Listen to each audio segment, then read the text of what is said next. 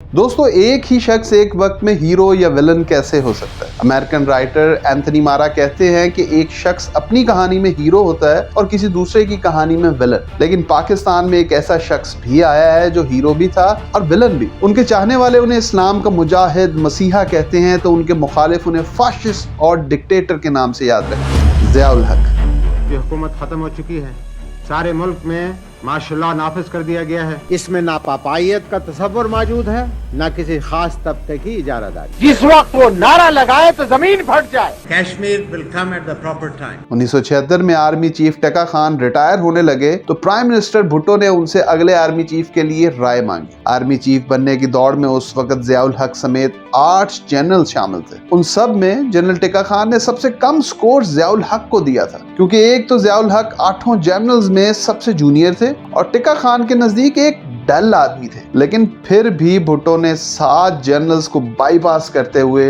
8वें और सबसे junior general Ziaul हक को आर्मी चीफ बना दिया। लेकिन भुट्टो ने ऐसा अजीब फैसला क्यों किया? यही सवाल जब भुट्टो से उनके दरीना साथी नसीरुल्लाह बाबर ने किया तो उन्होंने बताया कि ज़ियाउल हक ने उनके सामने कुरान पे हाथ रखकर कसम खाई थी कि वो तमाम उम्र उनके वफादार रहेंगे। भुट्टो ने हमेशा ज़ियाउल हक को नमाजें पढ़ते ही देखा था। उन्हें लगता था कि सादा सा जनरल खतरनाक नहीं साबित होगा। इस सब के अलावा ज़ियाउल हक बला के खुशामदी थे। भुट्टो के करीबी साथी अक्सर ये वाकया सुनाते हैं कि जब एक मीटिंग के दौरान भुट्टो के बूट पर चाय के चंद कतरे गिर गए और ज़ियाउल हक ने जेब से रुमाल निकाला और झुककर जूता साफ कर दिया। जिया जो है अपने रुमाल से भुट्टो साहब के जूते साफ कर रहा है। जनरल ज़िया जूते साफ कर रहे हैं जुल्फ़िकार अली भुट्टो के। हाँ। एक स्टोरी में जब कराची के इंटीरियर डिजाइनर को भुट्टो का घर डेकोरेट करने का टास्क मिला तो उनकी मुलाकात वहां ज़ियाउल हक से हुई। उसी शाम जब वो इंटीरियर डिजाइनर भुट्टो के वालिद शाहनवाज भुट्टो की कब्र पर फातिहा पढ़ने गया तो उनके पीछे पीछे ज़ियाउल हक भी फातिहा पढ़ने पहुंच गए। दुआ के बाद ज़ियाउल हक ने कब्र पे खुद से झाड़ू लगाना शुरू कर दिया और कहा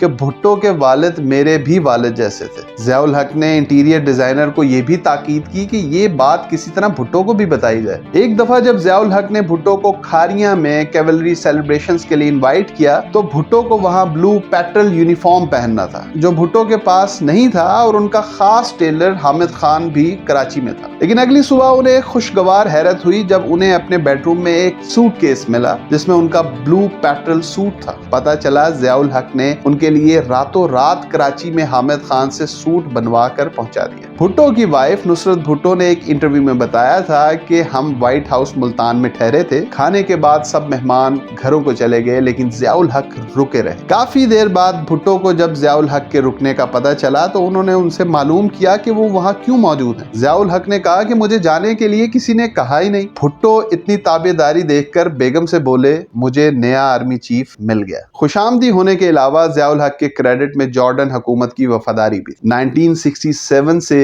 1970 तक जनरल ज़ियाउल हक जॉर्डन में पोस्टेड रहे। उन्होंने जॉर्डन के किंग हुसैन के साथ मिलकर उनके मुखालिफ फलस्तीनियों को खूब मारा। भुट्टो ने सोचा कि जो शख्स जॉर्डन हुकूमत के साथ इतना लॉयल रहा है वो मुझे धोखा कैसे देगा। ये तो थी कुछ इंटरनल रीजंस, लेकिन इन सब के अलावा अमेरिका को भी अफगानिस्तान में रूस का मुकाबला करने के लिए एक ताबेदार इत्तेहादी चाहिए था और वो यकीनन पाकिस्तान था। लेकिन पाकिस्तान में भुट्टो थे जो उन दिनों रूस के काफी करीब हो रहे थे। चुनांचे अमेरिका को पाकिस्तान में एक जमहूरी लीडर नहीं बल्कि मिलिट्री डिक्टेटर की जरूरत थी जो ताबेदार भी हो और ताकतवर भी। बस फिर भुट्टो ने अपनी और शायद 1971 के बाद पाकिस्तान की सबसे बड़ी गलती कर दी। जनरल ज़ियाउल हक 1 मार्च 1976 को चीफ ऑफ आर्मी स्टाफ बन गए। मजहबी, नमाजी, कुरान पर हाथ रखकर वादे करने वाले, भुट्टो के वालिद की कब्र पे झाड़ू लगाने वाले ज़ियाउल हक ने आर्मी चीफ बनते ही सबसे पहले ऑपोजिशन को भुट्टो के खिलाफ सपोर्ट किया। पाकिस्तान नेशनल अलायंस के नाम से ऑपोजिशन की 9 जमातों को इकट्ठा किया और सिर्फ 1 साल बाद मार्शल लॉ लगा दिया।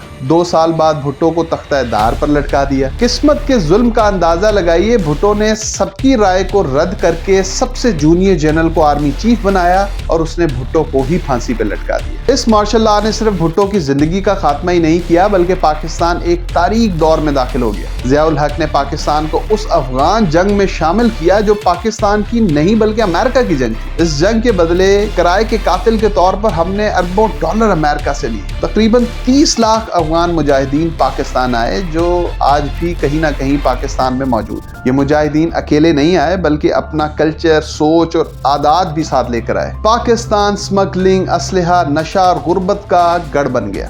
ضیاء الحق ایک طرف تو امریکہ کے اتحادی تھے تو دوسری طرف انہیں ویسٹرن ڈیموکریسی بالکل پسند نہیں تھی۔ انہوں نے ڈیموکریسی کے آلٹرنیٹو کے طور پر ایک مجلس شورا بنائی۔ 284 ممبرز پر مشتمل اس شورا میں بیوروکریٹس، پڑھے لکھے لوگ اور علماء شامل تھے۔ یہ اچھی بات تھی، لیکن مسئلہ یہ تھا کہ شورا کے تمام ممبرز کو وہ خود سے سلیکٹ کیا کرتے تھے، یعنی نہ کوئی ان سے سوال کر سکتا تھا اور نہ ان میں سے کوئی عوام کے ووٹ سے آیا تھا۔ یہ سو کالڈ پڑھی لکھی شورا صرف ضیاء الحق کے آرڈرز کی ربر سٹیمپ تھی۔ ضیاء نے ایک اور ظلم جو پاکستانی معاشرے کے ساتھ کیا وہ عدم برداشت اور تشدد کا فروغ تھا۔ بدقسمتی سے انہوں نے اس کے لیے مذہب کا استعمال کیا۔ پورے ملک میں فرقہ پرستی، کافر کے فتوے، مذہبی ڈیبیٹس اور قتل و غارت شروع ہو گئی۔ مائنورٹیز کا رہنا مشکل ہو گیا۔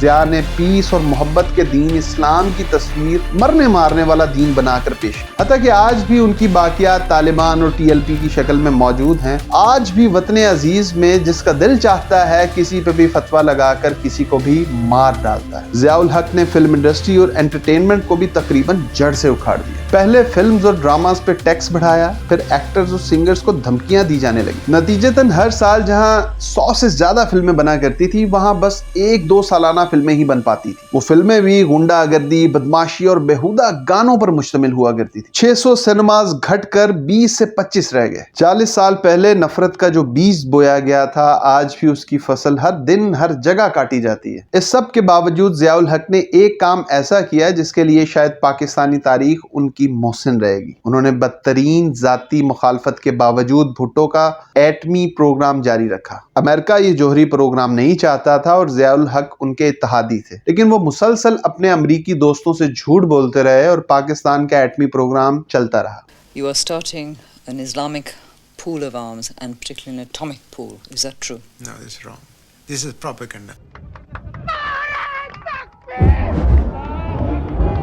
آج بھی ضیاء الحق کے اثرات ہمیں کہیں نہ کہیں دوستوں میں، گلی میں، محلے میں یا ٹیلی ویژن پر نظر آ جاتے ہیں۔ شاید ان اثرات کو مکمل طور پر ختم ہونے میں بہت ٹائم لگے گا۔ ضیاء الحق ہیرو تھے یا ویلن، فیصلہ آپ کا۔ آپ کس ٹاپک پر ویڈیو دیکھنا چاہتے ہیں ضرور بتائیے گا۔ اپنی قیمتی رائے اور کامنٹ سے ضرور آگاہ کیجیے۔ والسلام۔